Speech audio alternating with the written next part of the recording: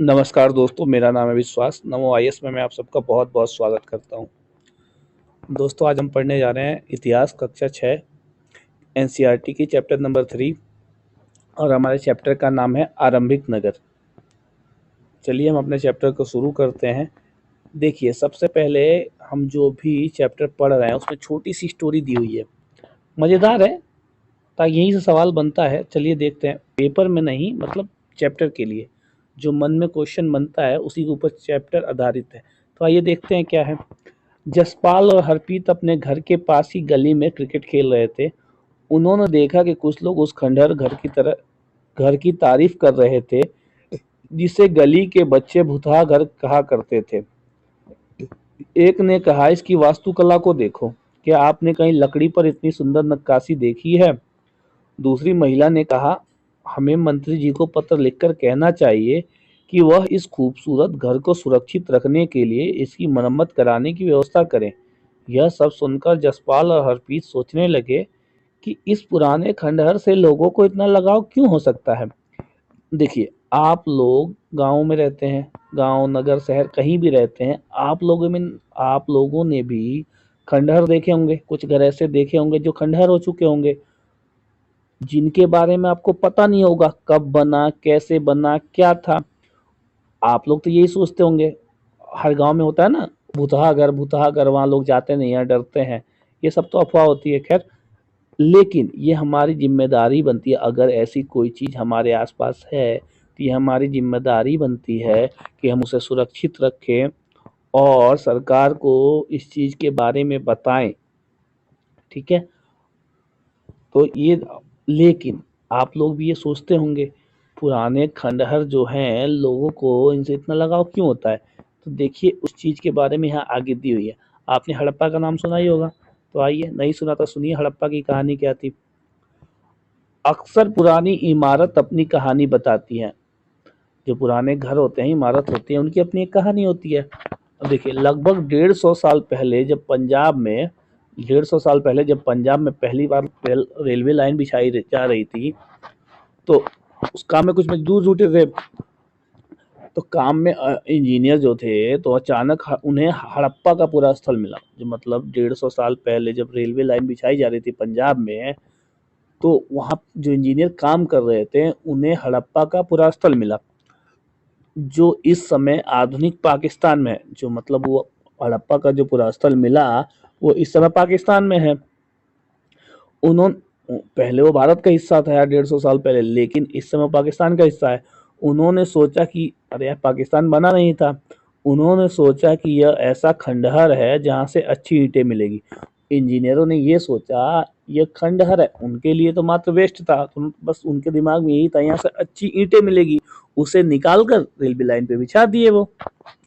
ये सोचकर वे हड़प्पा के खंडहरों से हजारों ईंटें उखाड़ ले गए, जिससे उन्होंने रेलवे लाइन बिछाई। इससे कई इमारतें पूरी तरह नष्ट हो गई। इंजीनियरों को ये लगा कि ये जो है खंडहर है, यहाँ से अच्छी ईंटें मिलेंगी। तो उन्होंने क्या किया, उस खंडहर से हजारों ईंटें निकाल ले गए और ले जाके रेलवे लाइन पे बिछा दिया, जिससे हड़प्पा नगर को बहुत नुकसान पहुंचा, पूरी तरह नष्ट हो गए। मतलब बहुत सारी इमारतें पूरी तरह से नष्ट हो गई, ये नहीं कि पूरा नगर ही नष्ट हो गया। बहुत सारी इमारतें, बहुत सारे खंडहर जो थे पूरी तरह नष्ट हो गए। उस घटना के उसके बाद लगभग 80 साल पहले, पूरा मतलब उस घटना के बाद, आज से लगभग 80 साल पहले, उस घटना से 80 साल पहले नहीं, आज से 80 साल पहले पुरातत्वविदों ने इस स्थल को ढूंढा।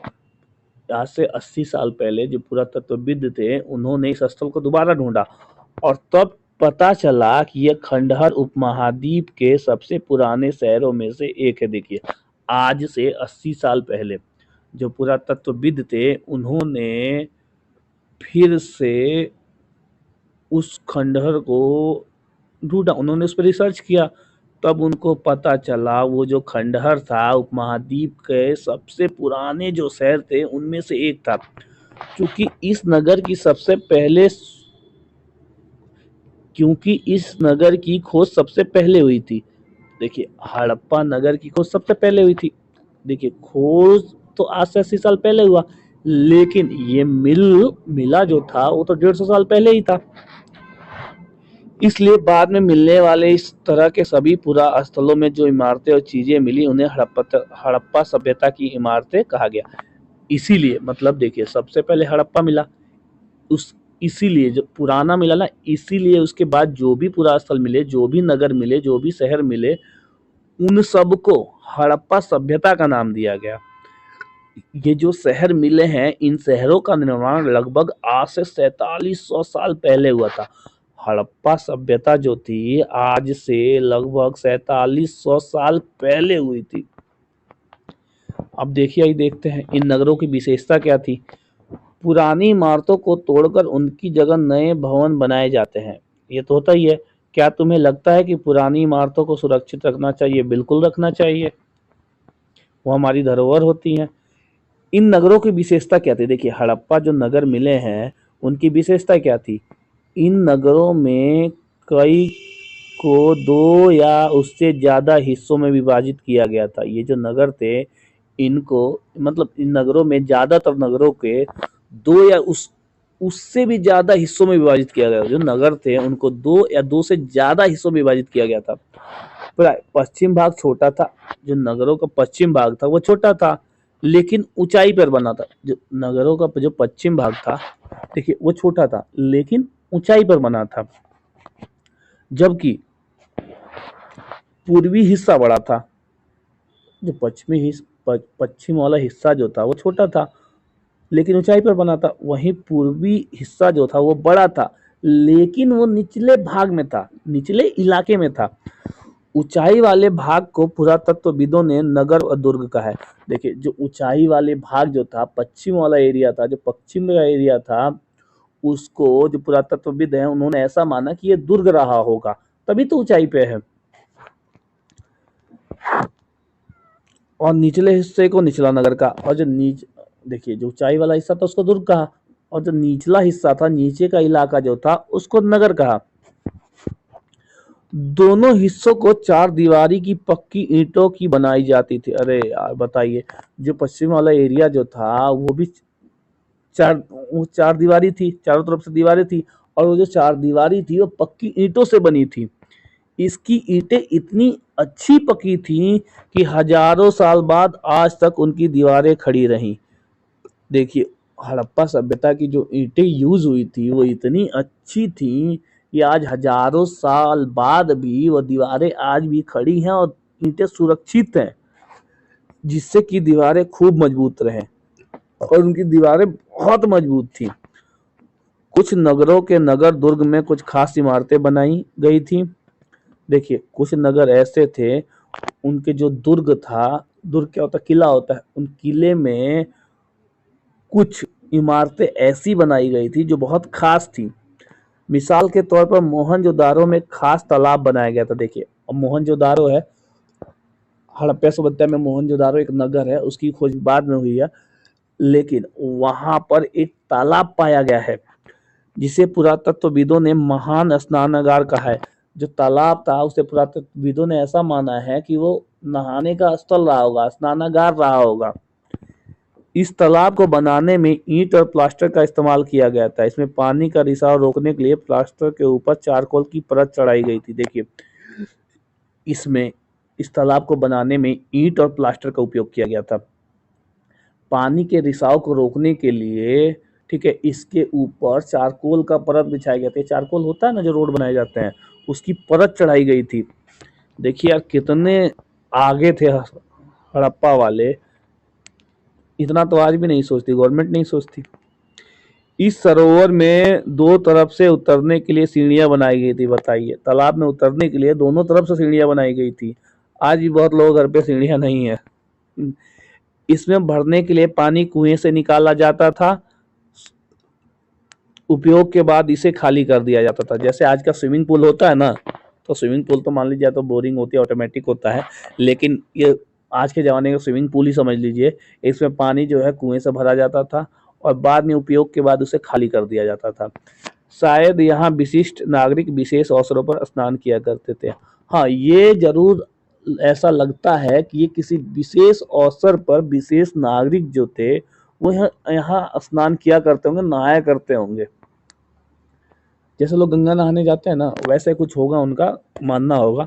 कालीबंगा और लोथल जैसे अन्य नगरों में अग्नि कुंड मिले हैं। उनकी कोई रीति रिवाज रही होगी, ये नहीं कह रहा हूँ कि मतलब कोई धर्मस्थल है, नहीं, कोई रीति रिवाज होगा जहाँ मतलब लोग इकट्ठा होते होंगे, कोई फंक्शन होता होगा, कुछ पूजा वूजा कुछ होती होगी। कालीबंगा और लोथल जैसे नगरों में अग्नि कुंड मिले हैं जहाँ संभवत यज्ञ किए जाते होंगे। देखिए, कालीबंगा और लोथल जो नगर हैं, जो पाए गए हैं, वहां पे अग्नि कुंड मिले हैं। अग्नि कुंड मिले हैं तो जाहिर सी बात है यार, यज्ञ वगैरह हुआ करते होंगे। हड़प्पा और मोहनजोदड़ो और लोथल जैसे कुछ नगरों में बड़े बड़े भंडार गृह मिले हैं। कल आपने पढ़ा था ना भंडारण, क्या नाम है, कि लोग भंडारण करना सीख गए थे। तो वही देखिए, जो मोहनजोदारो था, हड़प्पा थी, लोथल जो था, वहां पे बड़े बड़े भंडार गृह जहाँ लोग अनाज को भंडारण करके रखते थे, मतलब इकट्ठा करके रखा करते थे। अरे बीज के लिए, अपने खाने के लिए, सारी व्यवस्थाओं के लिए रखते हैं ना, आज भी नहीं किया जाता है। गांव में बोलते हैं वो क्या होता है, बखार, वैसे उसी टाइप का कुछ। या आप लोग घर में होता है ना, जिसमें अनाज रखा जाता है, वैसे ही वो लोग भी रखते थे। ये देखिए, ये है, ये जो नगर मिला है। और ये देखिए जो बीच में बना है ना, हाँ मैं आपको हाईलाइट करके दिखा देता हूँ। ये एरिया जो है ये स्नानागार होगा। अब आप देख लीजिए, ये एक सीढ़ी बनी है और एक इधर से सीढ़ी बनी है, देख लिए ना। हाँ, ये है विशाल स्नानागार। अब ये देख लीजिए, इसकी ईंटें अब देख लीजिए, अब देख के आपको लग रहा होगा यार, आज की ईंटों से कितनी अच्छी हैं। किसी के सर पे मार दे तो मर जाएगा। और देखिए क्या क्या था हड़प्पा में, भवन, नाले और सड़कें। अब देखिए, इन नगरों के घर आमतौर पर एक या दो मंजिल होते थे। घर के आंगन के चारों ओर कमरे बनाए जाते थे। अधिकांश घरों में एक अलग स्नानागार होता था और कुछ घरों में कुएं भी होते थे। देखिए, ये यहाँ के जो इमारतें थी, यहाँ के जो घर थे, आमतौर पर एक या दो मंजिल हुआ करते थे। घर के आंगन के चारों ओर कमरे बनाए जाते, जैसे देखिए गांव में होता था ना पहले, कि चारों ओर से कमरे बना दिए गए और बीच में जमीन छोड़ दी जाती, जिसे हम लोग आंगन बोलते थे। अब तो खैर लोगों के पास इतने है नहीं कि वो आंगन बनाए, और धीरे धीरे घर छोटे होते जा रहे हैं, पर पहले होता था ना आंगन, आप लोगों ने देखा होगा। तो वही चीजें, पुरानी चीजें हैं, धीरे धीरे आगे चली आई। चारों तरफ से कमरे होते थे और बीच में आंगन छोड़ दिया जाता था। ठीक है, अधिकांश घरों में देखिए पहले ही बाथरूम था। आज भी ज्यादा से ज्यादा लोगों के घरों में आप जाएंगे, देखेंगे बाथरूम नहीं होगा, एक नल होगा, खुला होगा, वहीं लोग नहाते हैं। लेकिन आज से 4700 साल पहले भी लोगों के घरों में स्नानागार था, बताइए। और कुछ घरों में कुएं भी होते थे। स्नानागार तो होता ही था, जैसे आज हम लोग बाथरूम बोलते हैं ना, वैसे 4700 वर्ष साल पहले ही होता था, और उनके घरों में कुएं होते थे। कई नगरों में ढके हुए नाले थे, बताइए। इन्हें सावधानी से सीधी लाइन में बनाया जाता। देखिए, आज आपको गांव में चले जाइए तो आपको नाले नहीं मिलेंगे, शहरों में नाले मिल भी जाएंगे तो ढके हुए नहीं मिलेंगे। और यहाँ पे 4700 साल पहले नाले थे, वो भी ढके हुए, और इनको इतनी सावधानी से एकदम सीधी लाइन में बनाया जाता था। हर नाली में हल्की ढलान होती थी, जो नाली बनी होती थी उसमें ढलान होती थी, ताकि पानी आगे की तरफ जा सके, पानी आसानी से बह सके। अक्सर घरों की नालियों को सड़कों की नालियों से जोड़ दिया जाता था। बताइए, जो घर की जो नालियां निकलती थी उनको ले जाकर सड़क की जो नालियां थी उनसे जोड़ दिया जाता था, जो बाद में बड़े नालों से जाके मिल जाती थी। नालों के ढके होने के कारण इनमें जगह जगह पर मेन होल बनाए गए थे। जैसे मान लीजिए जाम हो जाए तो साफ करने के लिए आज भी होता है ना, वैसे ही जगह जगह पे मेन होल बनाए गए थे, जिनके जरिए इनकी देखभाल और सफाई की जा सके। हम बता रहे हैं ना कि मान लीजिए जाम हो गया, कोई हो कुछ बात हो गई, तो उनकी देख रेख और सफाई के लिए जगह जगह पे उनमें मेन होल, क्योंकि नाले जो थे वो ढके हुए थे, तो उनकी सफाई, उनकी देखभाल के लिए जगह जगह पे होल बनाए गए थे। मेन होल होता है ना, ताकि उसकी सफाई हो सके। जिन घर, नाले और सड़कों का निर्माण योजनाबद्ध तरीके से एक साथ ही किया गया था। ये समझ लीजिए एक तरह से आर्किटेक्ट, इंजीनियर जैसे कोई आजकल डिजाइन करते हैं ना, वैसे आज से 4700 साल पहले एक योजना बना के एक डिजाइन द्वारा ये तैयार किया गया था। यहाँ पर वर्णित घरों और पिछले अध्याय में वर्णित घरों में तुम्हें क्या अंतर दिखाई देता है? कोई दो अंतर बताओ। बहुत सारे अंतर है। नाले ढके नहीं होते, अब उस समय नाले ढके थे, उस समय कुएं थे, इस समय कुएं नहीं है। बहुत सारी चीजें, अब कुओं का प्रचलन खत्म हो गया है। अब बहुत सारी अंतर देख सकते हैं आप। नगरीय जीवन, आप लोग बताइए अंतर, पहले घरों में आपके घरों में। आपको मैंने बता दिया। हड़प्पा के नगरों में बड़ी हलचल रहा करती होगी। यहाँ पर ऐसे लोग रहते होंगे जो नगर की खास इमारतें बनाने की योजना में जुटे रहते थे। देखिए, हड़प्पा की जो नगर थी वहाँ बहुत ही हलचल हलचल रहा करती होगी, बहुत भीड़ भाड़ रहा करता होगा। ये नहीं कि वहाँ लोग नहीं, बहुत लोग होंगे, बहुत हलचल होगा, हल्ला होगा। यहाँ ऐसे लोग रहते थे जो नगरों के में खास इमारतें बनाने के लिए योजना बनाने में जुटे रहते थे। यहाँ के शासक थे जो ये योजना बनाने में जुटे रहते थे। संभावना ये है कि वो लोग हड़प्पा के शासक हों। ये भी संभव है कि ये शासक लोगों को भेजकर दूर दूर से धातु, बहुमूल्य पत्थर और अन्य उपयोगी चीजें मंगवाते थे। ये भी हो सकता है ये जो शासक थे लोगों को दूर दूर भेजकर बहुमूल्य धातु, जरूरी सामान जो था वो सब मंगवाते होंगे। शायद शासक लोग खूबसूरत मनकों तथा सोने चांदी से बने आभूषण जैसी कीमती चीजों को अपने पास रखते होंगे। और जो शासक थे वो खूबसूरत मन के सोने चांदी से बने आभूषणों को अपने पास रखते होंगे। जो कीमती चीजें थी, जाहिर सी बात है, उसे अपने पास रखते होंगे। इन नगरों में लिपिक भी होते थे जो मुहर पर तो लिखते ही थे और शायद अन्य चीजों पर भी लिखते होंगे जो बच नहीं पाई हैं। इसके अलावा नगरों में शिल्पकार, स्त्री पुरुष भी रहते थे जो अपने घरों या किसी उद्योग स्थल पर तरह तरह की चीजें बनाते होंगे। लोग लंबी यात्राएं भी करते थे और वहां से उपयोगी वस्तुएं लाते थे और साथ ही लाते थे सुंदर देशों की किस्से कहानियां। मिट्टी से बने कई खिलौने भी मिले हैं जिनसे बच्चे खेलते होंगे। देखिए, इन नगरों में जो स्त्री और पुरुष थे दोनों शिल्पकार थे, वो तरह तरह की वस्तुएं बनाते थे। शिल्पकार मूर्ति वगैरह यार, खिलौने, मनका, मटका, बहुत सारी चीजें हैं। और क्या बोलते हैं वो, जेवर, गहने, बहुत सारी चीजें बनाते थे। और ये लोग बहुत दूर दूर की यात्राएं भी करते थे, वहां से उनकी कीमती वस्तुएं भी लाते थे, यहाँ से लेके भी जाते थे। यहाँ तक कि वहाँ दूर दूर देशों से वहाँ के रीति रिवाज, किस्से कहानियां, खिलौने, सब कुछ लेके आते थे यार। जब आदमी जाएगा तो यहाँ से कुछ लेके जाएगा, वहां से कुछ लेके आएगा। ये तो देखिए, विचारों से लेकर हर चीज का आदान प्रदान होता ही रहता है।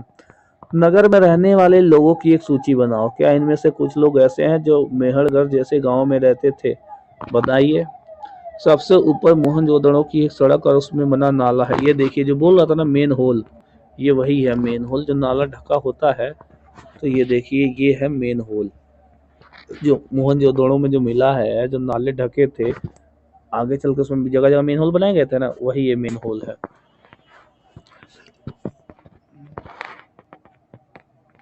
देखिए, मोहनजोदड़ो की सड़क और उसमें बना नाला, उसके ऊपर देखिए कि सॉरी, ये मेन होल नहीं, ये शायद एक कुआं है। सॉरी सॉरी सॉरी, ये कुआं है। ये देखिए, इसके बारे में यहाँ दिया है। सबसे ऊपर देखिए, एक सड़क और उसमें बना नाला, एक कुआं, बाईं और नीचे हड़प्पा की एक मुहर। हड़प्पा की ये मुहर होगी। ये देखिए, ये मुहर है हड़प्पा की, ये हड़प्पा की मुहर है। ये लिपि, लिपि देखिए, ये है ना लिपि, ये लिपि है, लिपि। उपमहाद्वीप में पाए गए लेखन ये प्राचीनतम उदाहरण है। विद्वान ने इसे पढ़ने की कोशिश की लेकिन अभी तक यह पता नहीं चल पाया कि इसका अर्थ क्या है। दाई और नीचे पक्की मिट्टी के खिलौने हैं। ये देखिए, और ये तो आपको पता है पक्की मिट्टी के खिलौने हैं। देखिए, ये जो लिखा हुआ है ना, ये अभी तक पुरातत्वविद जो हैं, विद्वान जो हैं, वो पढ़ नहीं पाए हैं कि ये लिखा क्या है, क्योंकि यार बहुत पुरानी है। अब देखिए, धीरे धीरे धीरे शायद हो सकता है पढ़ लिया जाए। ये समझ में नहीं आ रहा है कि दाएं से बाएं लिखा गया है, बाएं से दाएं लिखा गया है। अभी बहुत सारी चीजें हैं। और ये खिलौने हैं, देख लीजिए, मिट्टी के जो बने होते हैं, देखिए कितने खूबसूरत बने हैं। अब देखिए नगर और नए शिल्प। आओ अब कुछ ऐसी चीजों के बारे में अध्ययन करें जो हड़प्पा के नगरों से प्राप्त हुई हैं। देखिए अब कुछ ऐसी चीजें यहाँ दे रहा है जो हड़प्पा नगर से प्राप्त हुई हैं। पुरातत्वविदों को जो वहाँ मिली है उनमें अधिकतर पत्थर, शंख, तांबे, कांसे, सोने और चांदी जैसी धातुओं से बनाई गई थी। देखिए उस नगर में जो अधिकतर मिले हैं उनमें पत्थर हैं, शंख है, तांबे है, कांसे है, सोना है, चांदी जैसी धातु से बनाई गई वस्तुएं मिली हैं। तांबे और कांसे से औजार। देखिए तांबा जो कांसा था उससे औजार या हथियार बनाए जाते थे, गहने और बर्तन भी बनाए जाते थे, जबकि सोने और चांदी से गहने और बर्तन बनाए। देखिए तांबे और कांसे से औजार हथियार, औजार तो बनाए ही जाते थे, औजार हथियार बात ही देखिए, औजार बनाए जाते थे, उसके साथ साथ बर्तन भी बनाए जाते थे, जबकि सोने और चांदी से गहने और बर्तन बनाए जाते थे। यहाँ मिली सबसे आकर्षक वस्तुओं में मनके, बाट और फलक है। मनके, बाट और फलक, ये देखिए पत्थर के बाट देखिए, ये है आपके बाट। देखिए कितने ध्यान से और उपयुक्त तरीके से इन बाटों को बनाया गया। देखिए कितने ध्यान से, कितने बढ़िया तरीके से इसको बनाया गया है। इन्हें शायद बहुमूल्य पत्थर और धातुओं को तौलने के लिए बनाया गया था। मन के क्यों बनाए गए होंगे? मन के नहीं, बाट क्यों बनाए गए होंगे भाई? धातुओं को तौलने के लिए। आज भी बाट क्यों बनाया जाता है? सामान को तौलने के लिए। मध्य में भाई में मन के, ये देखिए मनका है, मनका ये देखिए बाएं में ये मनका दिया हुआ है। इनमें कई कार्निलियन पत्थरों से बनाए गए थे। जो मनका जो है इनमें से बहुत सारे कार्निलियन पत्थर से बनाए गए हैं। पत्थरों को काट कर तराश कर मनके बनाए गए। इन पत्थरों को पहले काटा गया, फिर उनको तराशा गया, इनके बीच छेद किए गए, फिर ये बनाए गए और धागा डालकर माला बनाई जाती है। मध्य में पत्थर के धारदार फलक, ये देखिए पत्थर के फलक हैं, दिखा दो ये, अरे रुकिए, ये आपके पत्थर की ये फलक देख लीजिए और आगे पहुंचिए। कढ़ाईदार ये देखिए कितना मस्त है। एक कढ़ाईदार वस्त्र एक महत्वपूर्ण व्यक्ति की पत्थर से बनी मूर्ति जो मोहनजोदाड़ो से मिली थी। इनमें कढ़ाईदार वस्त्र पहने दिखाया गया है। ये देखिए मोहनजोदाड़ो से ये मूर्ति मिली है जिसमें ये चीज जो है ना, ये कढ़ाईदार जो वस्त्र पहना एक व्यक्ति की मूर्ति मिली है। अब ये बताइए, इसकी दाढ़ी देख के बताइए, कोई कहेगा 4700 साल पहले की है। आज भी लोग ऐसे दाढ़ी सेट करा के रहते हैं। इसे 4700 वर्ष पूर्व ही रहता था यार। देखिए यहाँ के लोग कितने आगे थे। अध्याय 2 में तुमने जिन गांवों के बारे में पढ़ा, क्या वहां भी धातु का उपयोग होता होगा? मूर्ति देख के लग ही नहीं रहा है, ऐसा लग रहा है आज के जमाने की है। संभवत 7000 साल पहले मेहरगढ़ में कपास की खेती होती थी। बताइए कपास की खेती मेहरगढ़ में आज से लगभग 7000 साल पहले ही होती थी। मोहनजोदाड़ो से कपड़े के टुकड़ों के अवशेष, चांदी के एक फूलदान के ढक्कन। देखिए मोहनजोदाड़ो से जो है कपड़ों के कुछ अवशेष मिले हैं तथा चांदी के फूलदान का एक ढक्कन मिला है। इसके अलावा तांबे की वस्तुओं से चिपके हुए मिले हैं।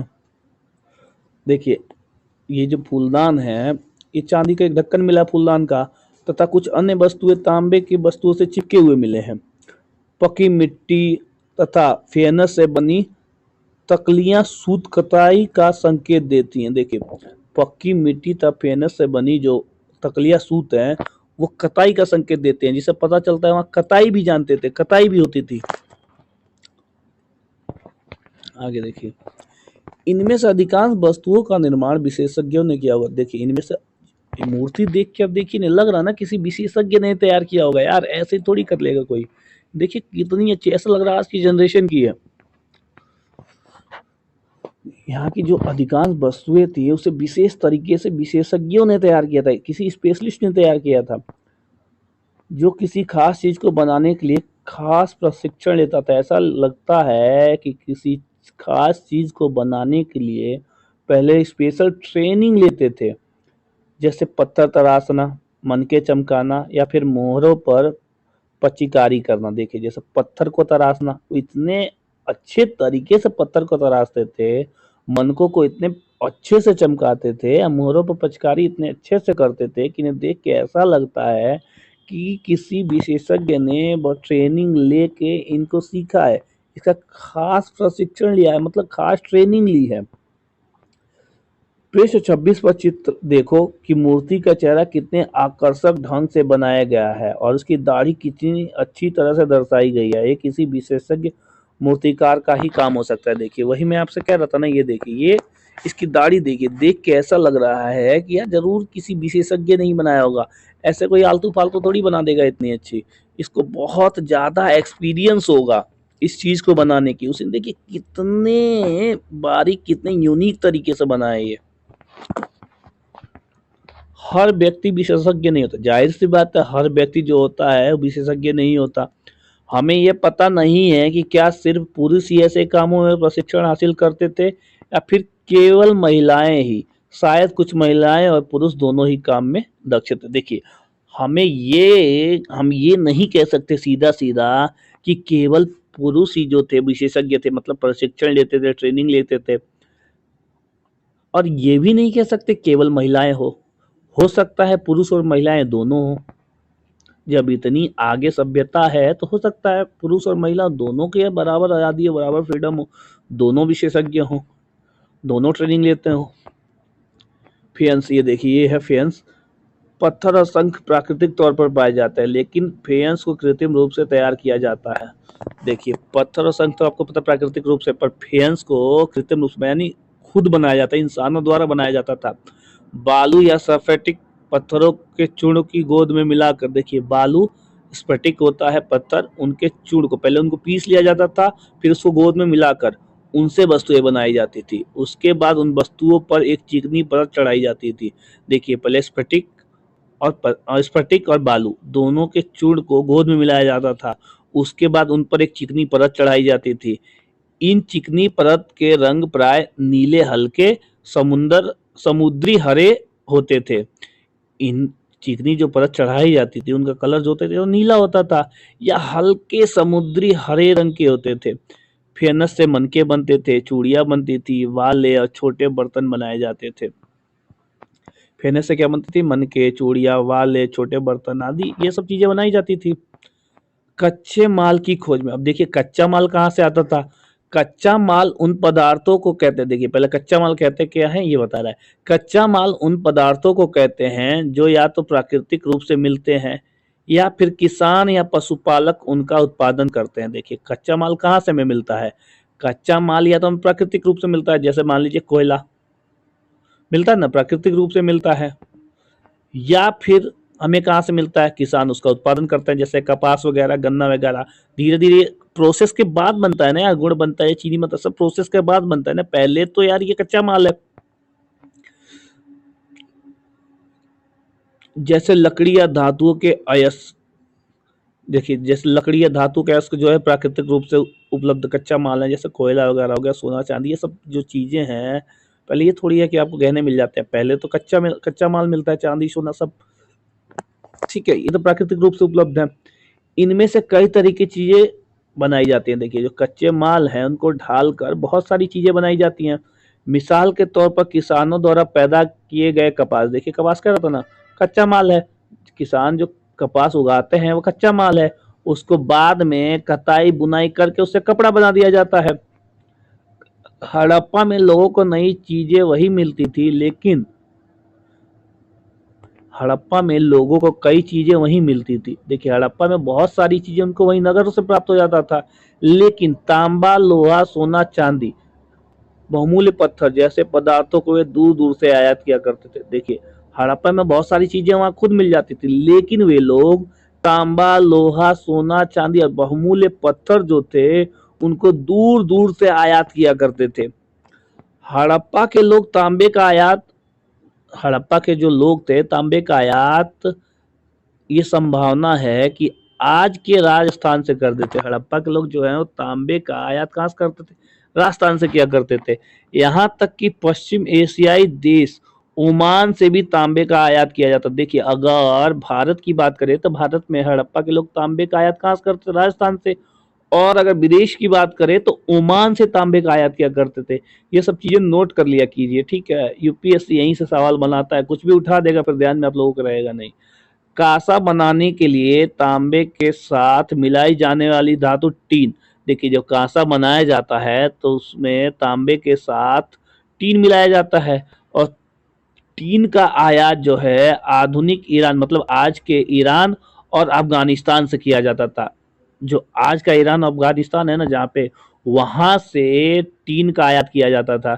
सोने का जो आयात है वो आज के कर्नाटक से किया जाता था, और बहुमूल्य पत्थर जो थे उनका आयात गुजरात से किया जाता था। देखिए सोने का आयात जो है वो कर्नाटक से होता था, आज का जो कर्नाटक है आधुनिक कर्नाटक।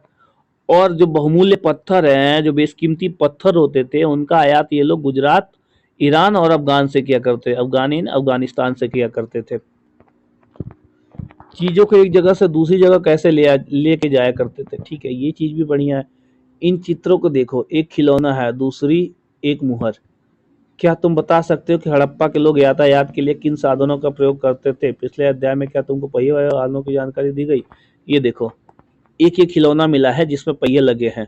ठीक है, तो इसको देख के ये अनुमान लगाया जा सकता है ना कि यार इन लोगों के पास सामान को एक जगह दूसरी जगह ले जाने के लिए ऐसा कोई संसाधन होगा, मौजूद होगा। देखिए आज भी खिलौने जो बनाए जाते हैं, कहीं ना कहीं जो आपके पास संसाधन है उन्हीं के हिसाब से बनाया जाता है, उन्हीं को देख कर कल्पना की जाती है कि बड़े हैं छोटे हैं, खिलौने भी उनसे रिलेटेड ही होती है, कहीं ना कहीं कनेक्ट होती हैं। क्या तुम बता सकते हड़प्पा के लोग यातायात के लिए किन साधनों का प्रयोग करते थे? हम बता तो दिए, बच्चों का खिलौना हल। आज हल चलाने वाले ज्यादातर किसान पुरुष होते हैं। हमें ज्ञात नहीं क्या हड़प्पा में भी ये प्रथा थी। देखिए हड़प्पा से बच्चों के खिलौने तो मिले ही हैं।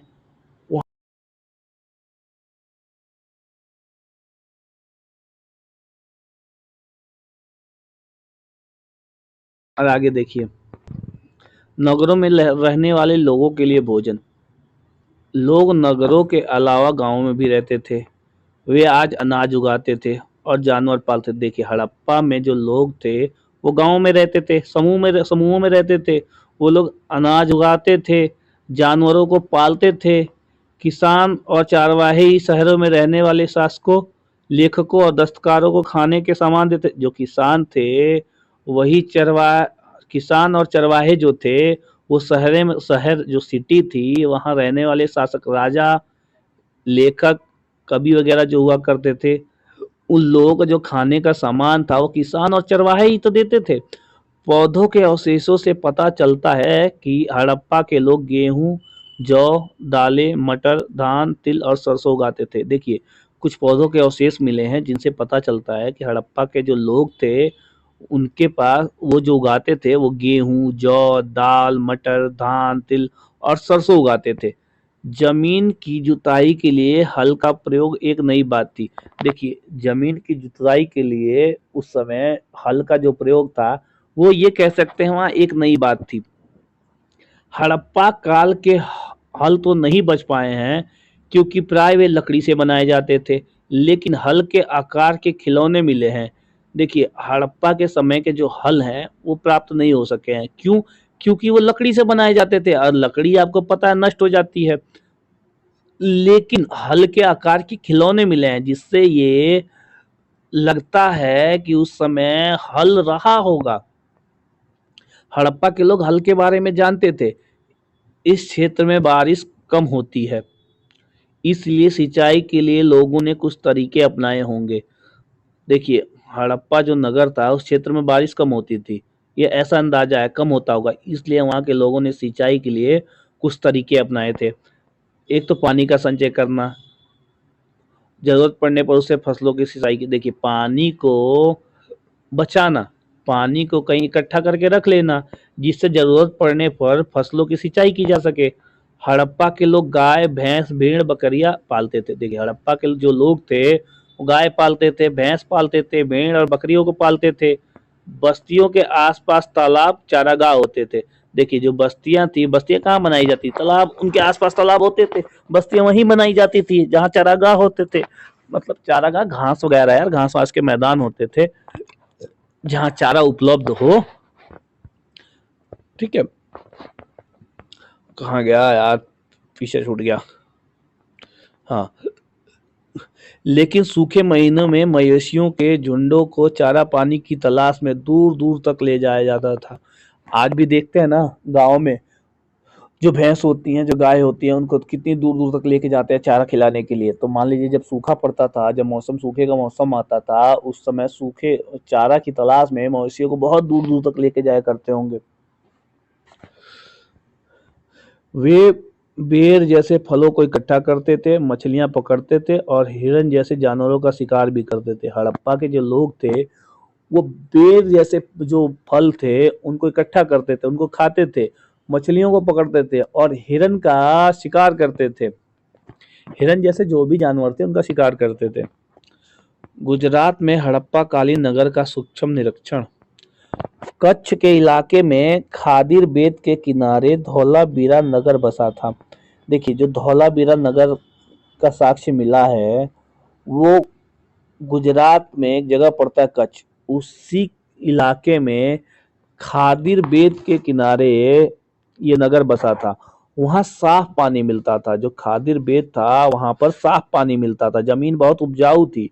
जहां हड़प्पा सभ्यता के कई नगर दो भागों में विभक्त थे।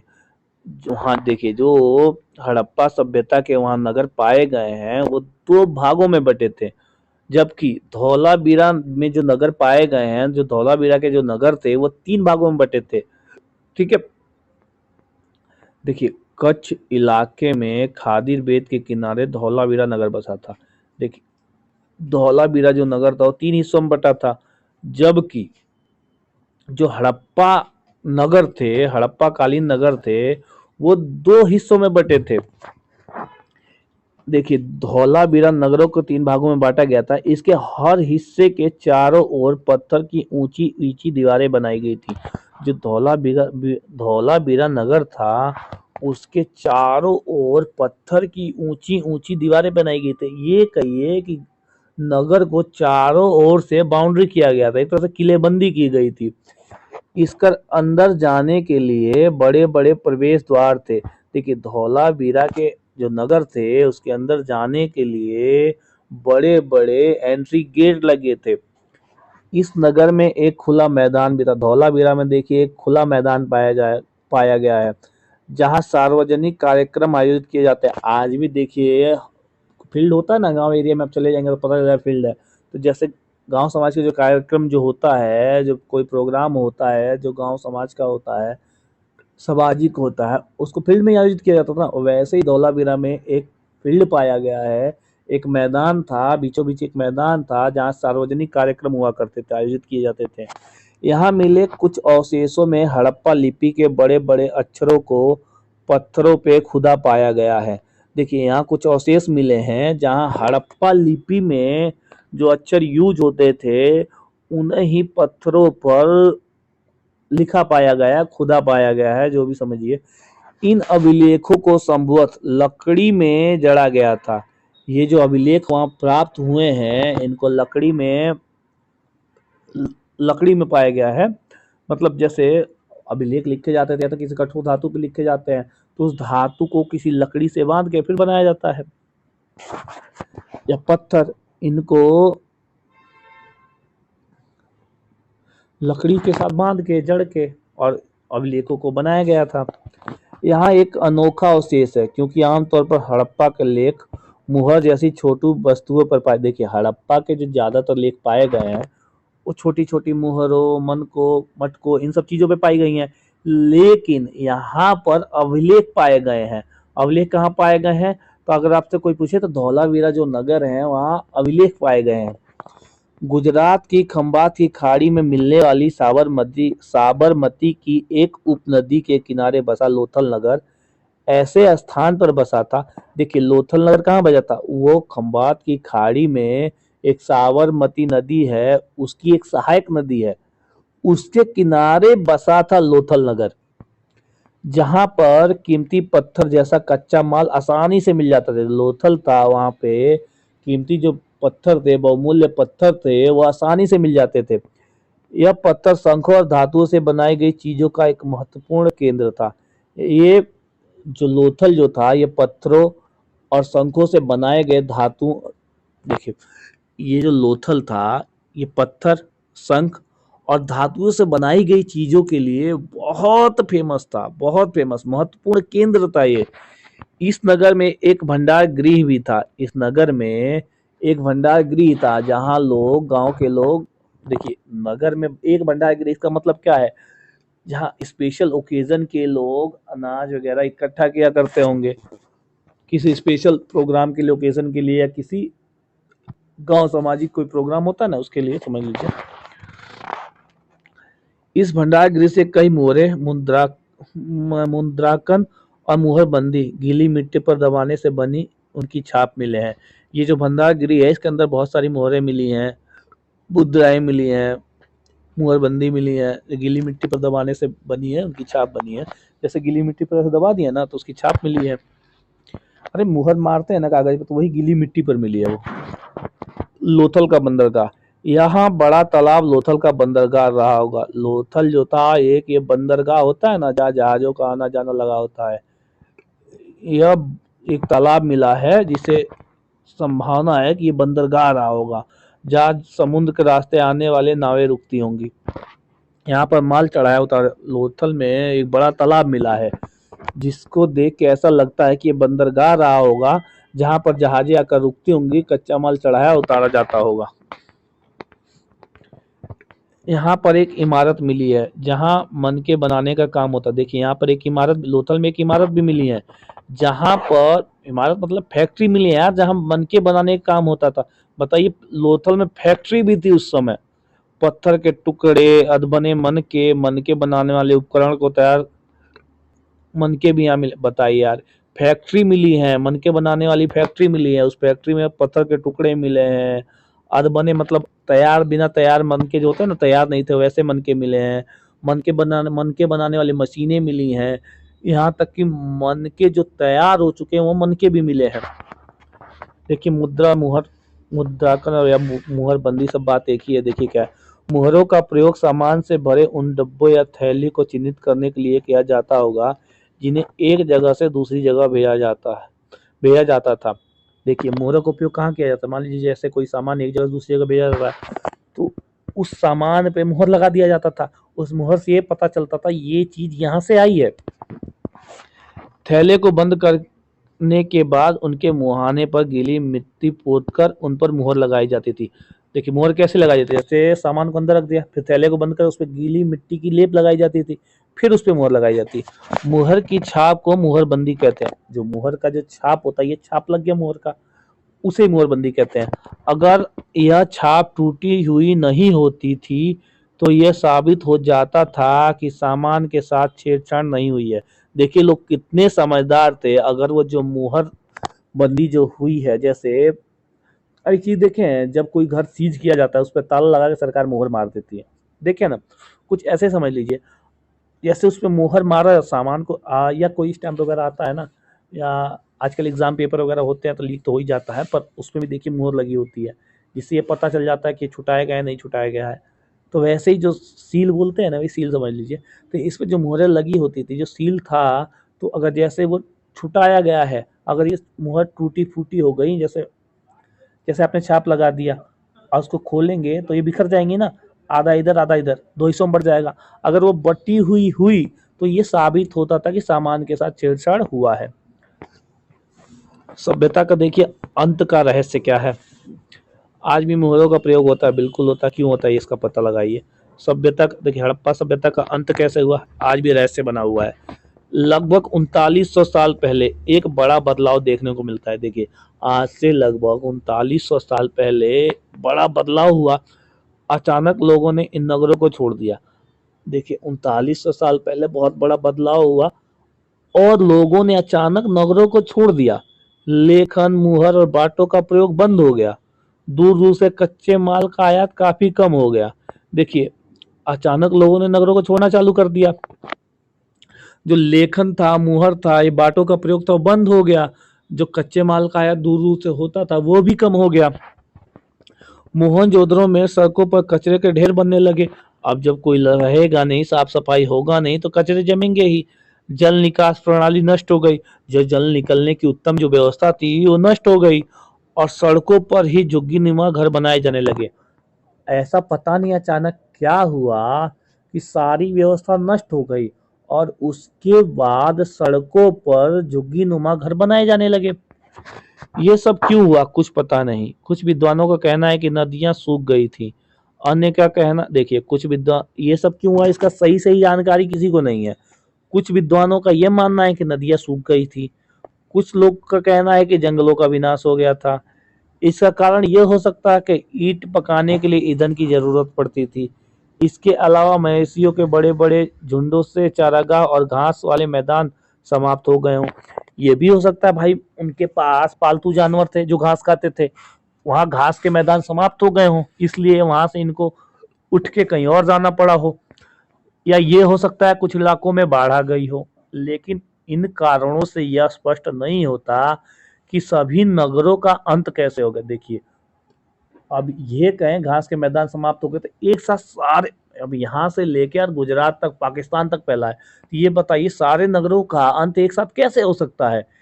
ये चीज आज भी कंफ्यूजन की एक बहुत बड़ी कारण है, क्योंकि बाढ़ और नदियों के सूखने का असर यार कुछ ही इलाकों पर होगा, सारे नगरों पर एक साथ थोड़ी हो जाएगा। ऐसा लगता है कि शासकों का नियंत्रण समाप्त हो गया। जो भी हुआ हो, परिवर्तन का असर बिल्कुल साफ दिखाई दे। देखिए, चाहे जो भी हुआ हो, परिवर्तन तो हुआ और उसका असर भी दिखाई दे रहा है।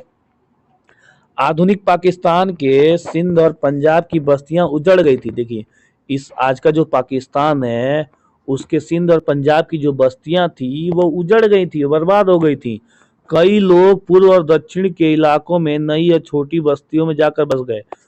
पंजाब में देखिए, आधुनिक पाकिस्तान में सिंध और पंजाब की जो बस्तियां थी उजड़ गई, वे लोग पूर्व और दक्षिण के इलाकों में नई नई बस्तियों में जाकर रहने लगे। इसके लगभग 1400 साल बाद नए नगरों का विकास हुआ। इनके बारे में तुम अध्याय 5 में और 8 में पढ़ोगे।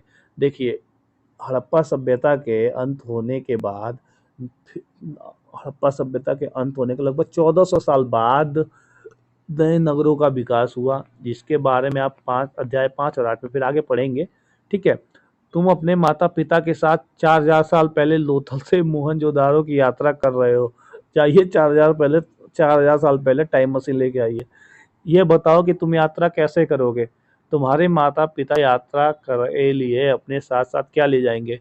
पहले टाइम मशीन लेके आइए, उसके बाद हम बताएंगे क्या क्या लेके जाएंगे। ठीक है।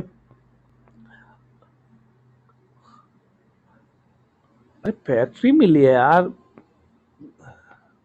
चलिए, क्वेश्चन आंसर है, अब इसको आप करिए, करके देखिए, करेंगे तभी आपको पता चलेगा कितना आता है और कितना नहीं आता है। इसी के साथ हमारा ये चैप्टर समाप्त होता है।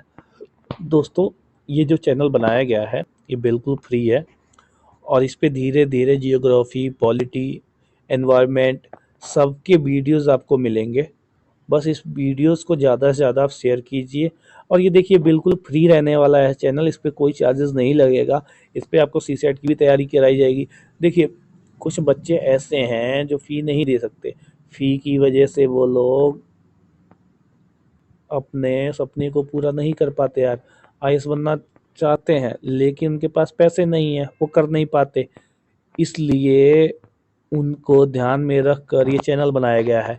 इस पर सारी व्यवस्थाएं आपको फ्री में मिलेंगी। देखिए, बहुत सारे चैनल हैं जो पैसे लेते हैं। आपके पास पैसे हैं, आप जाइए, और आपको पैसे बर्बाद नहीं करने हैं, अच्छे से पढ़ना है तो देखो, जिसको अच्छे से पढ़ना है वही कहीं पढ़ लेगा। जिसको नहीं पढ़ना है, टाइम पास करना, वो कितना भी पैसा लगा ले वो नहीं पढ़ पाएगा। तो इसलिए फालतू की बातें, यहाँ वहाँ की बातों पे ध्यान ना दें, अपनी पढ़ाई पे ध्यान दें, अच्छे से पढ़ें। 2024 में एग्ज़ाम देने हैं तब भी एनसीईआरटी ज़रूरी है। 2025 में देंगे, 26 में देंगे, 30 में देंगे या 50 में देंगे, तब भी एनसीईआरटी बहुत ज़रूरी है। तो आइए और एनसीईआरटी पढ़िए और धीरे धीरे आपको इस पे 1 से 1.5 महीने में आपको सारी चीज़ें इस पे फ्री में मिल जाएंगी। फिर आप बाद में मत कहिएगा कि हाँ सर ने बताया नहीं। ठीक है, चलिए, बाय बाय, गुड नाइट, ख्याल रखिए। नमो आईएएस में आप लोगों का हमेशा स्वागत रहेगा। Bye bye, good night, tata, मिलते हैं कल। अब वीडियो को प्लीज़ शेयर कीजिए, लाइक शेयर कमेंट्स भूलिए मत, चैनल को सब्सक्राइब कीजिए यार। इससे कुछ नहीं होता, ठीक है, बस ये होता है हम थोड़े मोटिवेट होते हैं और आप लोगों के काम आते हैं। ठीक, आप लोग हमारे काम आइए, हम आपके काम आएंगे। चलिए, बाय, गुड नाइट।